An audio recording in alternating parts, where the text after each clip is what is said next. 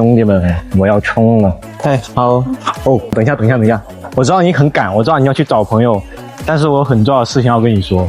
其实我是走那边过来的，我有看到你背影，然后我觉得要过来跟你聊两句。虽然我现在有点不知道要说什么，对，因为还蛮喜欢你这个穿搭风格的，虽然可能有点冒昧。可以直接重点吗？你很赶吗？还是怎么样？因为其实我还蛮想跟你聊一会儿的，因为我觉得上来就加你微信好像有点奇怪，但还蛮想跟你交个朋友的。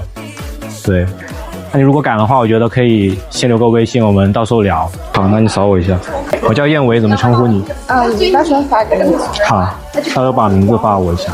你是本地的女生吗？感觉你比较腼腆那种性格。是。因为我是本地，但是我感觉你好像又是，好像又不是，听你没有粤语的口音。我当时候有艺考在外面培训过。